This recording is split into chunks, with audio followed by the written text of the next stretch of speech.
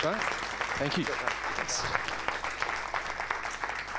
So as Stephen's mentioned, my name is Douglas Lim, and what I'm going to do today is I'm going to quickly go through, well, not quickly, we've got about an hour to cover how to build a social media strategy that works.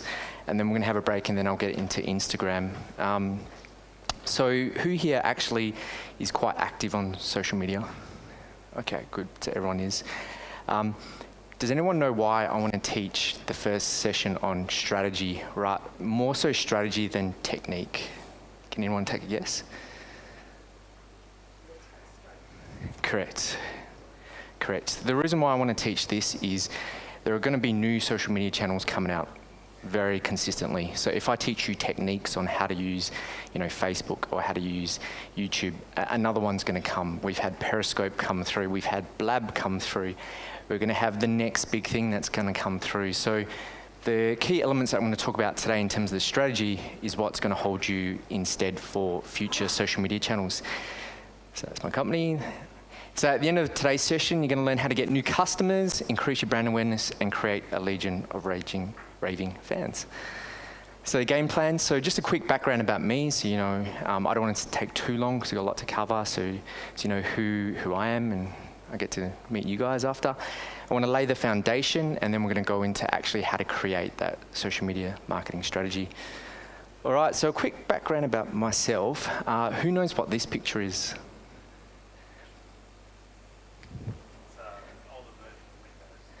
Yeah. So for all the older guys, Windows 3.11. So I actually started my journey in that, and then I moved, when the internet first came out, I moved on to Netscape Navigator. Who's ever used that? Oh yeah, we got a few. Awesome. So that was the first web browser before Chrome and Safari and Firefox. And then I moved on to creating my first website with GeoCities. Yeah, anyone remember that? Yeah, some people, cool. ICQ, yeah, before Skype. Friendster, which was before MySpace, which was before Facebook. And then out of uni, I just worked at Motorola. And then, like Stephen mentioned, 7 years ago, I started a business in digital marketing, but that time actually doing the work for clients.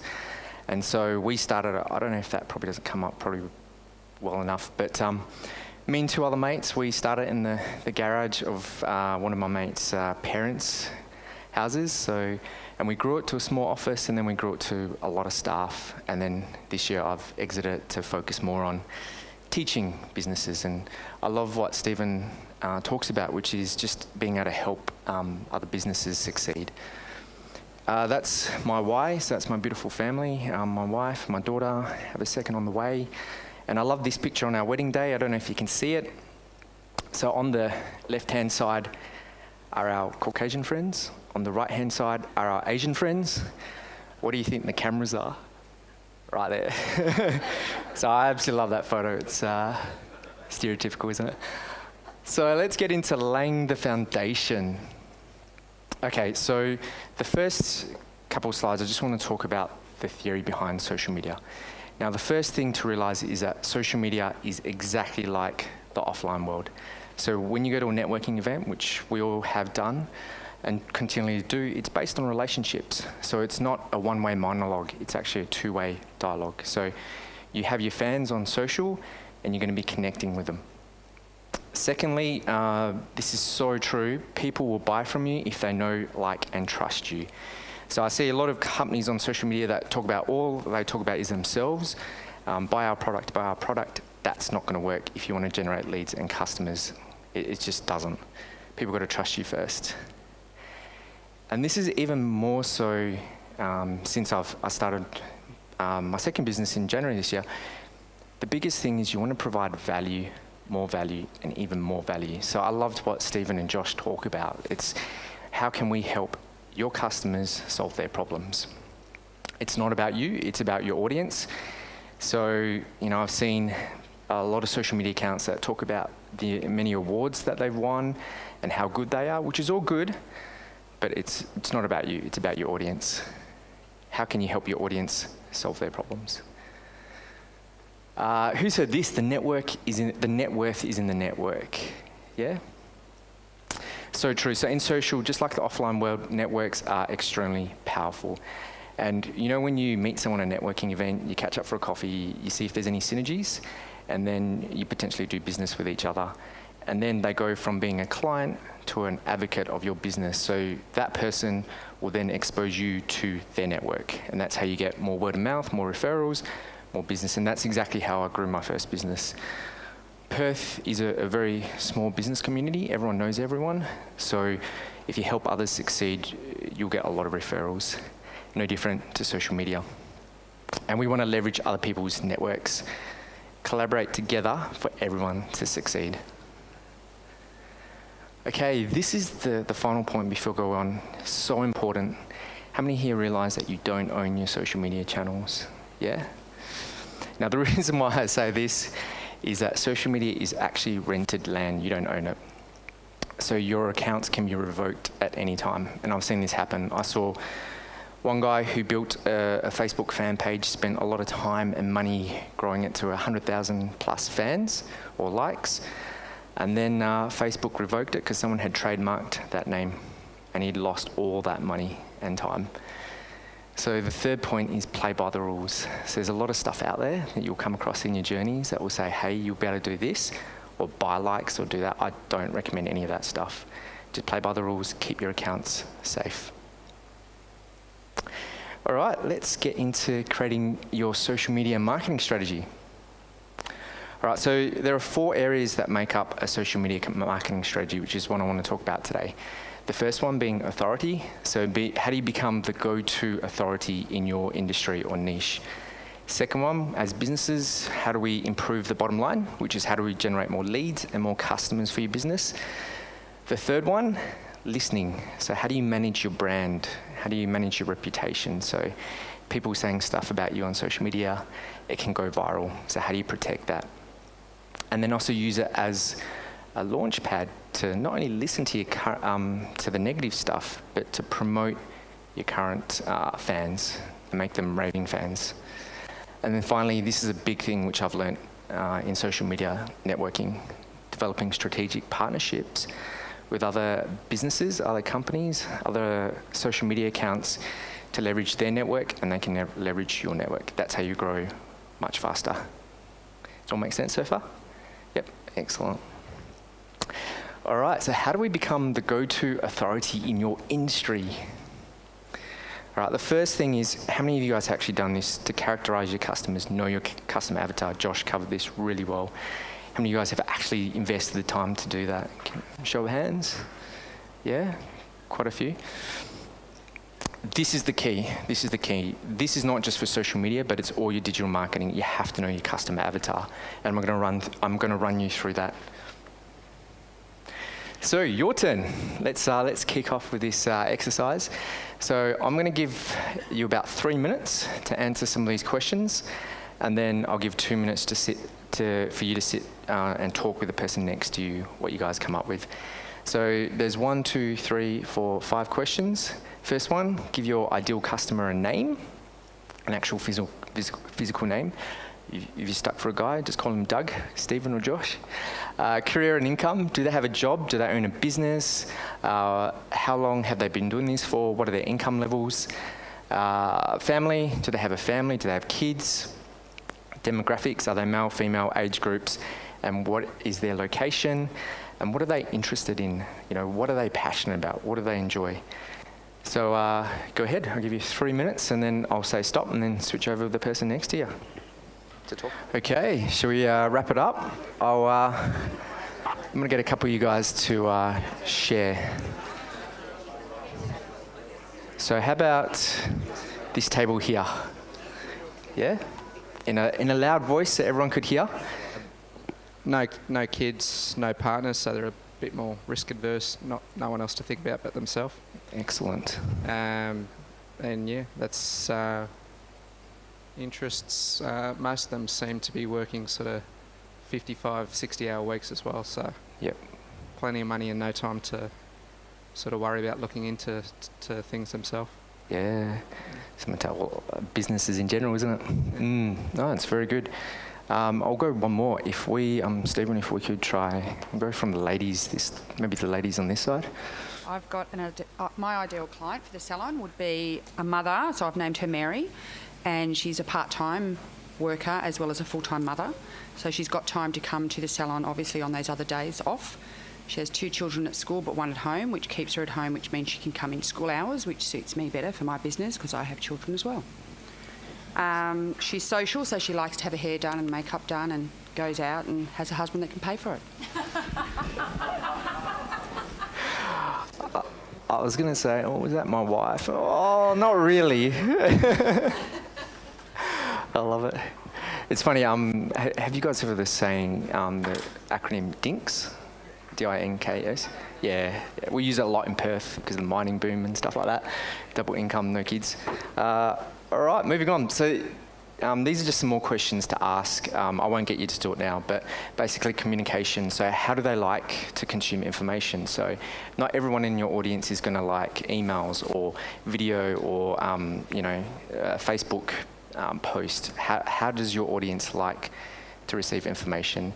What are their goals? What do they want to achieve? What are some of their challenges and pain points? So exactly what you're doing for your current customers. How can you help them solve their problems by providing your solution? And then just going even further, their objections. So do they have any objections to buying from you, your product or service? And then your messaging, how would you describe it to them? And then your 30-second pitch. So if you were stuck in an elevator with your target customer avatar, how would you pitch your product or service to them? All right, moving along. So now that you know your customers, very, very important to actually find out where they hang out on social media. So a lot of people, they tend to just go, oh, I think I need Facebook, I need Twitter, I need Pinterest. But actually finding out, once you know your customer avatar, where they live online. So a couple of ways to actually do that is to actually literally ask them. I'm a big fan of asking. Because how many of you guys actually just survey your customers? Yeah? Some of you? Yeah? Because when you survey, I know when I fill out surveys, I'll tend to put what I would hypothetically say. But until I put my money down onto the table, that's what I'll actually do. So I've learned to actually just ask them and see what they actually do. So look at their social media profiles and see how active they actually are. And then a little tip that I want to give you guys is look at your competitors. See what they're doing on their social media channels in terms of what channels they're on. Then going back into that, dovetailing to that, choose your platform. So I recommend 2 or 3 max because I know I'm on a lot, but it's the time investment. It's a lot of work. So you're far better just focusing on 2 or 3, do them really well, than try to focus on everything. Don't spread yourself too thin. Okay, here's some guidelines. And now these are the guidelines that I found from doing digital marketing strategies for clients across a whole range of different industries and niches. So I've had clients who are accountants, lawyers, mechanics, hairdressers, not-for-profits, all sorts over in Perth. And these are my guidelines. So first one, Facebook. It's the biggest social platform out there, bar none. And so I highly recommend having a presence. I personally I'm not that active on Facebook except Facebook ads. And I'm going to explain this in a second, why I'm not that active on Facebook, as in having a Facebook fan page that posts quite regularly. LinkedIn, great for B2B businesses. So if your customers are another business, great for that. YouTube, I love what Josh went through. It's the second largest search engine behind Google. If you want to search for something, what do? How to something? Go on YouTube, eh? YouTube, how to do something. And if you appear at the top, like what Josh has gone through, you're going to get a whole bunch of leads. Now, Instagram, which is my most favorite social media channel, which I'll go through this afternoon. But these guys are a highly engaged community of millennials. And when I say engaged, they are engaged. So they will respond and they will talk back, which is good. Twitter, so who's on Twitter? Anyone? Yeah, okay, a few of us. I think this is neither here or there. So I think I think you guys realize that, don't you? So you kind of need to test it for your industry, because I think it's just neither here nor there. Pinterest, great for visual type businesses. So predominantly it's a female audience. I know my wife's friends who are female tend to go on there looking at wedding dresses. I'm not being stereotypical, but looking at wedding dresses, houses, and all that sort of good stuff, and home decor. Google Plus. I don't do much with Google Plus. I think you have to kind of plug into that community, and it's a lot of work for a lot of effort. And I know Google they've actually shut down the team to drive Google Plus. So I reckon just have a presence there. Just set a profile up there, and that's good enough. All right, your turn. So I'll give you, let's say, 2 minutes to answer these 3 questions. So locate your customers. So these customers that you've gone through with your customer avatar, where would they hang out on social media? Choose your channels. Pick 3 channels where these customers would hang out. And then a social media check. Have you got your profiles or pages set up on these social media channels? So the next thing is, you've worked out your customer avatar, you found out where they are on social media, you're going to focus on 2 to 3 channels. Next, you've got to develop your brand voice. So this is very, very critical. So how's the tone of your business? Is it personal, or are you going to be more professional? Are you going to be fun? Are you going to be serious? And this is the last point in this slide that I really want to make known to you guys. Think of what I said before about how you can add value to your audience. So what I mean by that is, say for example, are there any mechanics in the room that own a mechanic business? No one? Okay. I'll use an example. Even if you're a mechanic or a bricks and mortar business, think about it this way. If you're a mechanic, I would think, okay, how can I add value to my audience? Well, there's a couple of things we can do. Tying into what Josh has shared, I could teach people how to check your water, how to check your oil, how to fit a baby seat into this particular model of car, and create all this great content to help my audience. And then by the end of it saying, hey, I've taught you that, but if you want me to actually do it, we can do it for you, yeah? Because the thing is, when you give value to your audience, you create 2 very powerful mental triggers. First one being trust, because you trust them because you've seen their knowledge. And the second powerful mental trigger, which is so powerful, is authority, yeah? So you've shown that you know what you're talking about, you create trust, and people will buy from you. So how many of you guys have been on a webinar, say for example? Yeah? I've done this. Have you ever been on a webinar, by the end of the 60 minutes or 90 minutes, they do their sales pitch and you're like, your heart's pumping because you're thinking, yeah, I might actually buy this, yeah? Because in that 60 minutes, they've created that trust and authority enough for you to buy, depending on the presenter. Same principle. So a couple examples here. I just use my example because I love what Josh taught. So I actually started my social media journey with YouTube. So this is 2 videos I did 3 years ago. First one talking about social media marketing, and the second one how to get more Facebook likes and fans.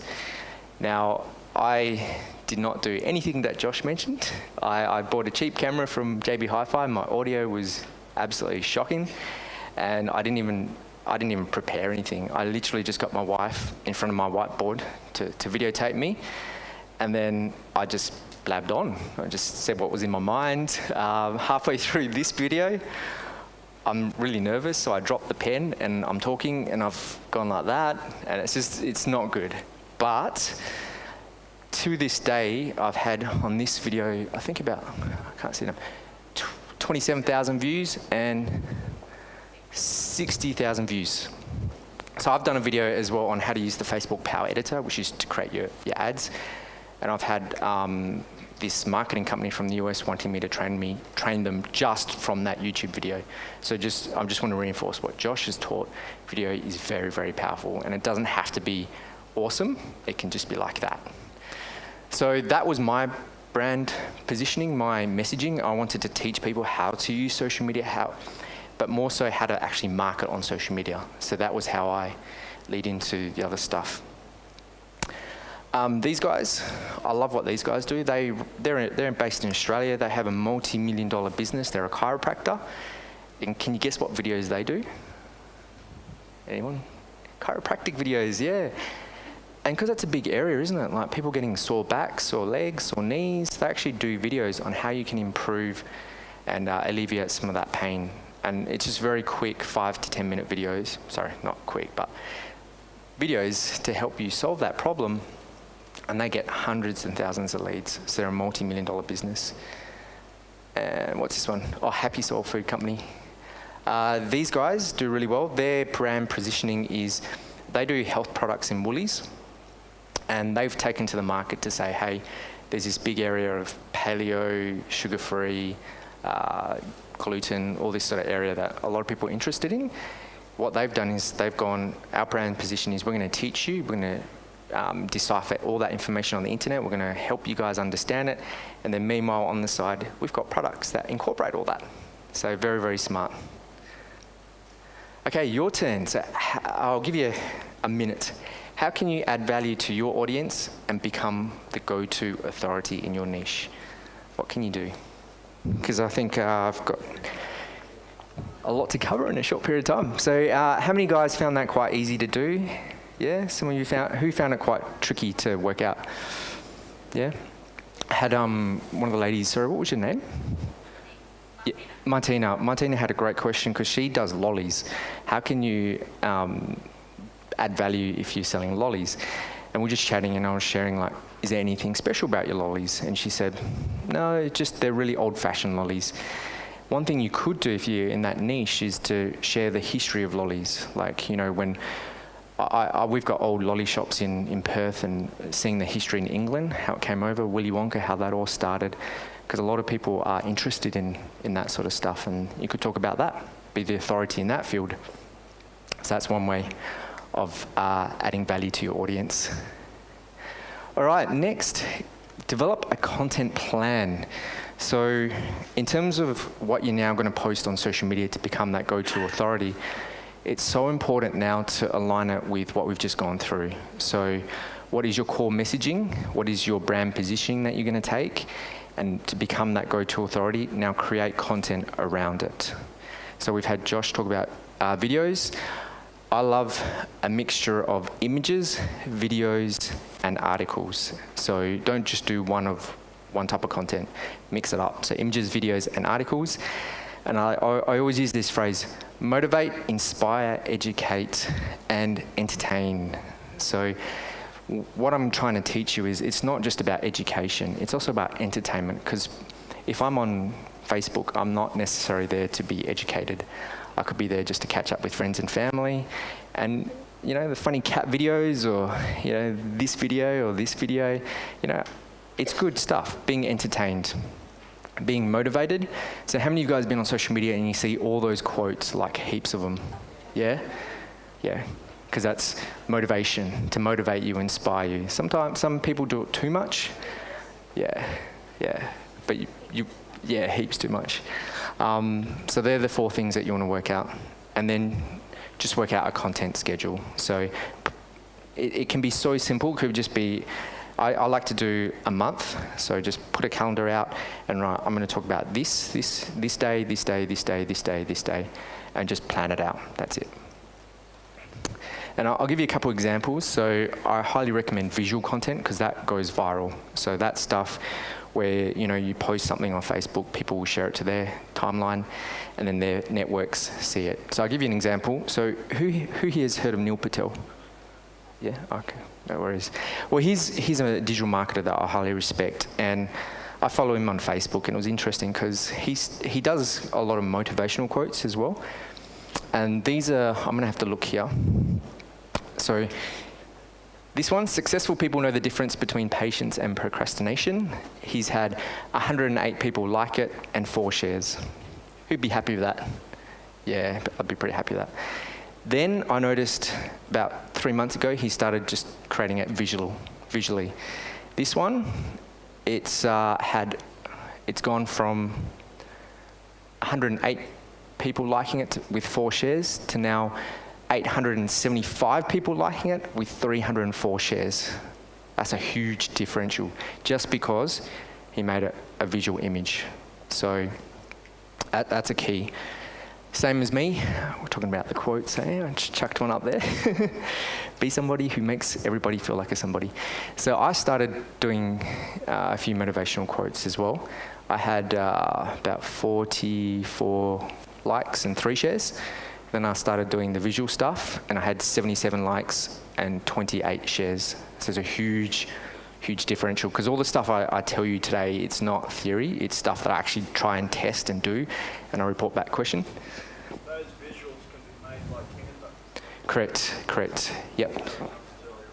Yes, correct. When I go through Instagram, I'm going to show you the actual apps on your smartphone that I use. Those apps I use to create these for Facebook as well. So yeah, but Canva's fantastic. Started up by some Aussies as well, which is really good. All right. Who wants to know about how to generate leads and convert them into customers, yeah? So we're talking about brand awareness, how to be the go-to authority. All right, let's get into it. So we're now in the era of paying to play. So what I mean by that is organic reach, especially on Facebook, has dropped a lot since it's gone public. How many of you guys have noticed when you post something on Facebook, not many people actually see it, yeah? It's actually at 2% at the moment. So that means, I'll give you an example, if I had 1,000 fans on my Facebook fan page, I post something, what's 2% of 1,000? 20, yes, thank you. 20 people, if 1,000 people were online at that moment, 20 people would actually see your post. That is a terrible return on investment. And then they're doing these things where if you want it to be seen, you have to pay for it. You have to boost your post. And that's because they're a public company, they have to make money. So we're now going into that era of paying to play. And remember how I made that point where social media is rented land, you don't own it? I never ever wanted to have my customers on social media and try to make sales off that, because if Facebook changed their algorithm one day, I've lost all that time and effort I've put in. So how do we do this?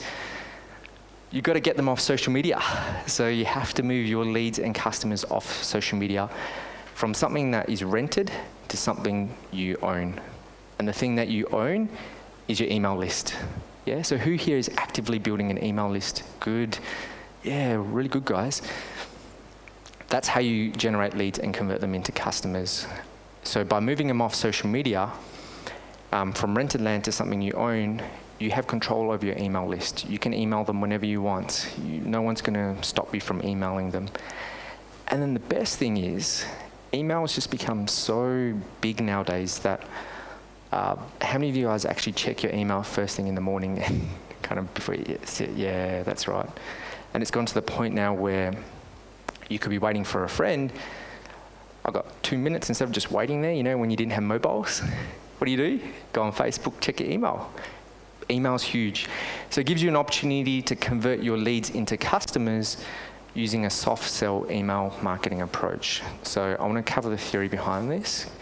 So what do I mean by that? Is when you do it via email, you want to give value, which is this image here. So I'll show you in a second. I'll use this stat. So according to Monetate's 4th quarter review, the average conversion rate via email of getting a sale was 3.84% versus social media's average conversion rate of 0.74%. So that's a huge differential between night and day. So what that means is if you were to try to sell something on email, it's 3 point whatever percent. If you try to sell something by posting something on social media and selling it that way, it's 0.84%. Oh, here we go. This is what I want to show. So this is how you're going to convert your leads into customers. So get them into your email list, send an email with quality content, and then soft sell your product or service, and then email with quality content. So this process here, what we're doing is we're just going to add value to your customers, to your leads, showing them your trust. It's creating trust and showing them your authority. And then we're going to, in the 3rd or 4th email, go, hey, by the way, this is what we offer as well. And if you do that, I guarantee you'll be able to get a higher conversion rate. Because how many of you guys have subscribed to something like Woolies, and then you just get sales emails every day, yeah?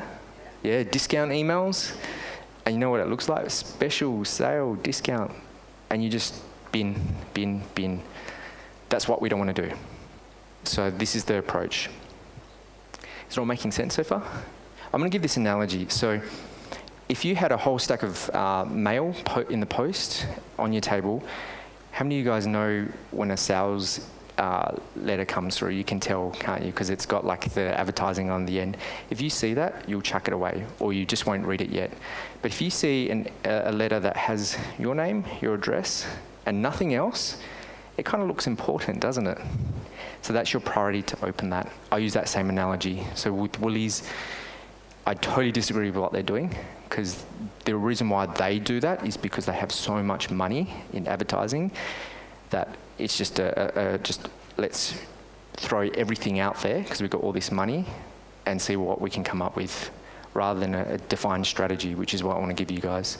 Because if you follow this, you will not only create, and I'll show you an example, it's not only will you get more customers, but you're going to get the thing that's going to create the biggest thing, which is word of mouth. People are going to refer you just through your emails. Remember how I said I don't actually focus a lot on Facebook page for that reason? Because you will put all this effort in it and you're not going to see much of a return on investment. So I spend most of my time on Instagram because you'll see it's highly engaged, YouTube, and they're my two biggest. So that's where I spend most of my time. My Facebook fan page, I probably post something one every week, if that, just being honest. And most of my other time is spent on my email list because that's an asset. So I'll just quickly give an example here. The way to get your fans off social media into your email list is you've got to provide something, what we call lead magnet. So it's an internet marketing term, which is just something of value to give them a reason to join your list. Because I see so many times on a website, join my email list for free updates. Remember how it's not about you, it's about them. No one, unless you're a big 800-pound gorilla in your niche or industry, no one's going to join your email list to get free updates unless they're really passionate about your brand. But you give them something of value. So how many of you guys have seen that? Download this ebook and they want your email address, yeah? Ebook, course, all this great content out there. That's what they're doing. It's just called a lead magnet. So just examples: email course, teaching something of value; ebooks, PDFs, checklists, resource lists.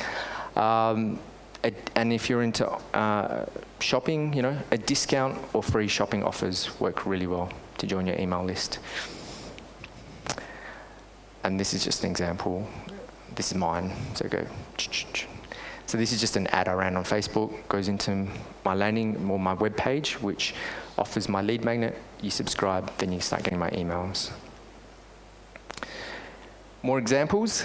So these are two companies that are offering these ebooks. But for example, Vend is a finance company, but they're offering, what's this? A free ebook for retailers. But they're in finance. Why are they doing that? Because they want your email address. They're trying to give you value. You sign up with them, and they're going to use that soft sell email approach to then sell you their product or service, because they're using the complementary service approach in industries or that are related to what they do. So they're just more examples. Okay, I'll give 30 seconds. What is something of value that you can offer your audience? A computer safety checklist. That is absolutely perfect. That will give me a reason to sign up to your email list. All right, next we've got 2 more areas to cover, which I'm just going to fly through. So this is so important. Hearing what people are saying about your brand. How many of you guys actually actively go on social media to see what people are saying about your business? Yeah? Some of you? Excellent, excellent. Because it allows you to protect your brand and protect your reputation as a business. It allows you to provide customer service, because there are people that actually ask questions on social media. And it allows you to promote your fans and take them from being a fan to a raving fan. And allows you to create social proof, and the big thing, I love this, user-generated content. And what do I mean by that? Is if people, for example, paintballing, if people post a picture of them at paintball, you could take that picture and post it as part of your Instagram page. And you haven't had to generate that content. You've used their content for yourself, and you've created social proof. So one thing I like to do with my customers and stuff is I'll post a picture and I'll actually use the words saying, "Thank you so much for your kind words," quotation marks, and what they say. So it creates great social proof. Now this is a bit of a how-to. So when you're on social, create your own hashtag. So the reason why I say this is if people, when they're posting stuff about your brand, if they get used to using your hashtag, you'll just find people will consistently use that and they'll share it. So in that way, you can go on Facebook, Instagram, and search for that hashtag and find those fans that are posting about your brand. So that's something, a big tip that I want to give. Just search on social media. Respond to all questions and comments. It does take time, but this is how you really create the engaged community.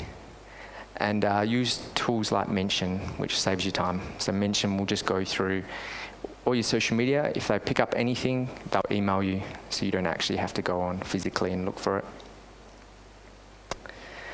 Examples. So who here has heard of Frank Body? Yeah.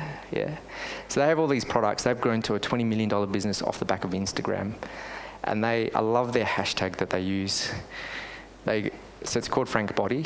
Their hashtag is Let's Be Frank. So what they do is all their fans and all the people that buy their products are using that hashtag. And if I did this search the other day on Instagram, 38,000 posts with that hashtag, Let's Be Frank. That's how they're creating that viral buzz to promote their product. It's amazing.